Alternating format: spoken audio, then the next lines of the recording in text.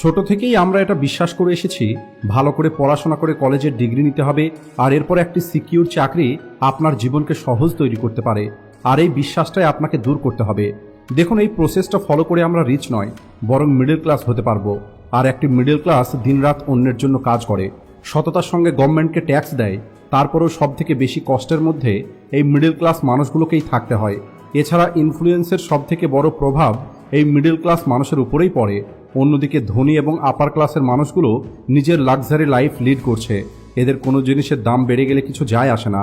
আর এই সমস্ত কথাগুলো আমি আপনাদের এই কারণে বলছি, যাতে আপনার মাইন্ডসেট পরিবর্তন হয় আর আপনি একটি সরকারি চাকরির পিছনে জীবন না দিয়ে একটি ভালো বিজনেসের উপরে কাজ শুরু করেন।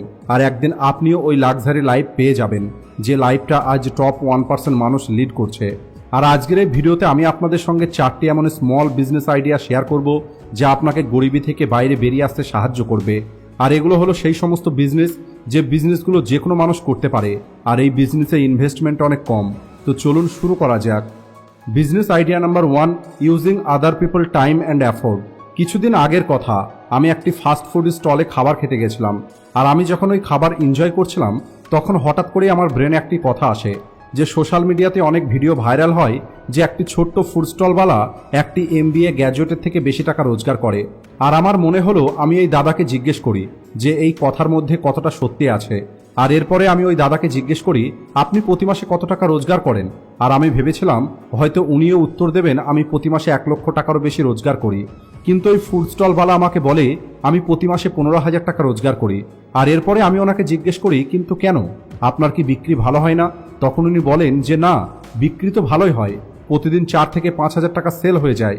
আর এরপরে আমি বলি, তাহলে তো প্রতি মাসে আপনি 1.5 লক্ষ টাকার সেল করেন, তাহলে আপনি কেন আমাকে 15,000 টাকা বলছেন?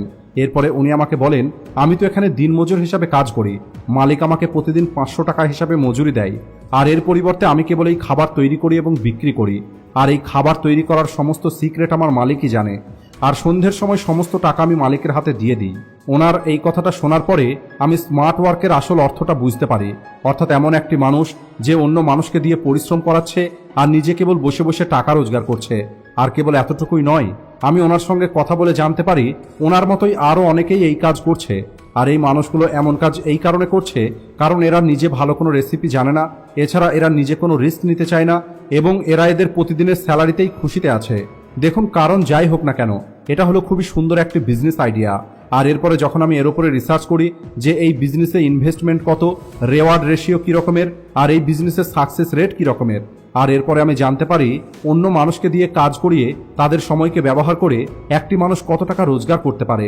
উদাহরণ হিসাবে মনে করুন, আপনি এমন একটি বিজনেসম্যান হতে চান যে অন্যদেরকে দিয়ে কাজ করিয়ে নিতে চায়, তাহলে সবার আগে আপনাকে একটি ফুড স্টল কিনতে হবে যা 20 থেকে 30,000 টাকার মধ্যে চলে আসবে।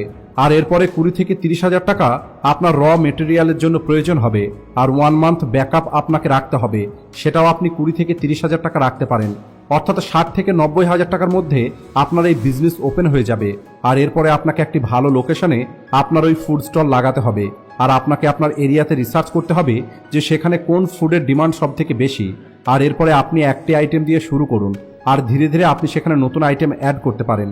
কিন্তু এই বিজনেসটা করার জন্য দুটো জিনিস আপনাকে খেয়াল রাখতে হবে।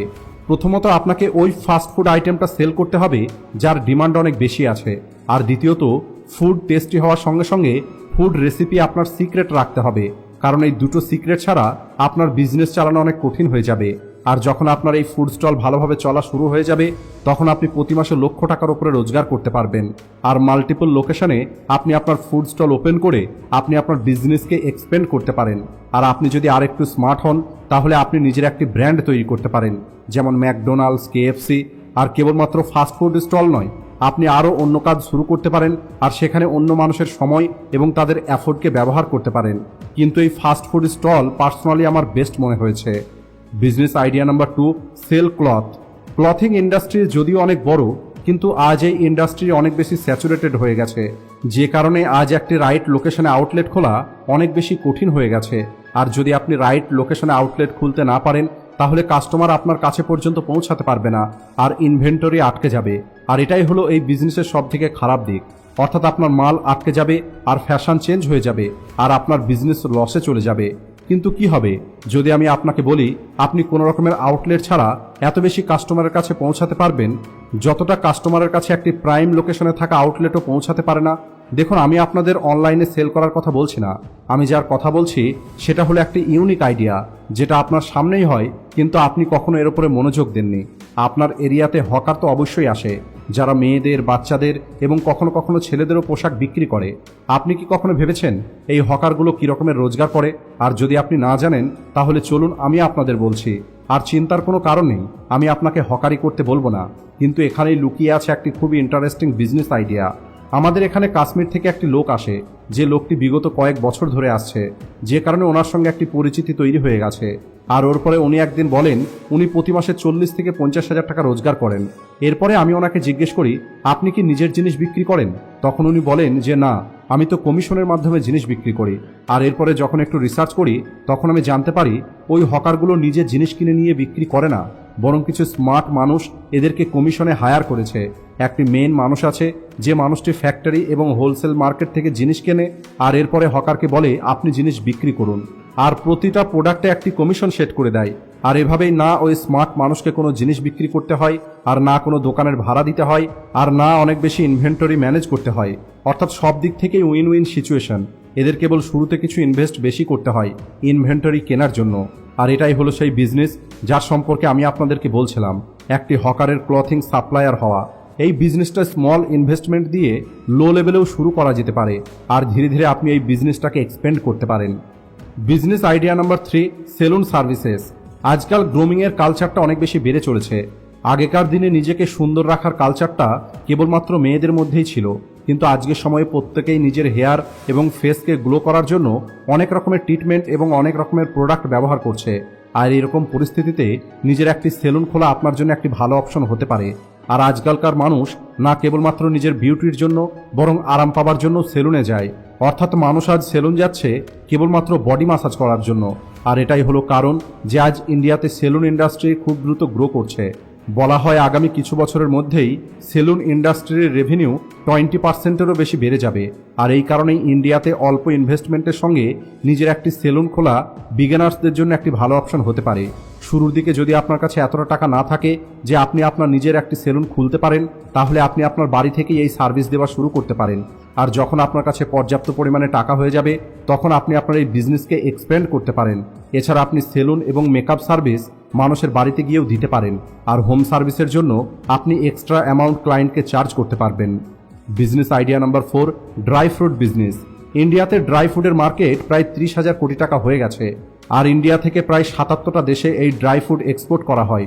শীত হোক অথবা গরম, ড্রাই ফ্রুটের ডিমান্ড সবসময় থাকে। আর এই বিজনেসের মধ্যে 30% পর্যন্ত প্রফিট মার্জিন থাকে, যা এই বিজনেসকে একটি হাই মার্জিন বিজনেস তৈরি করে। একটি ড্রাই ফ্রুট বিজনেসে ড্রাই ফ্রুটকে সোর্স করা, সেটাকে স্টোর করা এবং প্যাকেজ করে সাপ্লাই করতে হয়। কিন্তু এই বিজনেসটা শুরু করার আগে আপনাকে কিছু জিনিস খেয়াল রাখতে হবে। Number 1, product quality. আপনাকে এটা দেখতে হবে যে আপনি কেবলমাত্র হাই কোয়ালিটির ড্রাই ফ্রুটই কিনবেন। Number 2, selection. আপনাকে একটি wide range of product offer করতে হবে। Number 3, marketing and branding. আপনাকে একটা স্ট্রং ব্র্যান্ড তৈরি করতে হবে আর একটি লয়াল কাস্টমার বেস তৈরি করার দিকে কাজ করতে হবে। আর নাম্বার 4 হলো প্রাইসিং। একটি কম্পিটিটিভ প্রাইস আপনাকে অফার করতে হবে যাতে মার্কেটে আপনি টিকে থাকতে পারেন। আর এই সমস্ত কথাগুলো খেয়াল রেখে আপনি এই বিজনেস শুরু করতে পারেন আর প্রতি মাসে কয়েক লক্ষ টাকা এখান থেকে রোজগার করতে পারেন। তো বন্ধুরা, এই ছিল ওই 4টে বিজনেস আইডিয়া, যে বিজনেসগুলো আপনাকে চাকরির থেকে বেশি টাকা রোজগার করে দিতে পারে। আর এই বিজনেসগুলো সব সময়ের জন্য চলবে। আর এই বিজনেস আইডিয়াগুলোর মধ্যে থেকে আপনার কোন বিজনেস আইডিয়াটা বেশি পছন্দ হয়েছে সেটা কমেন্ট করে অবশ্যই বলবেন। সবশেষে ভিডিও ভালো লাগলে ভিডিওটিকে লাইক ও শেয়ার করতে ভুলবেন না। Thanks for watching.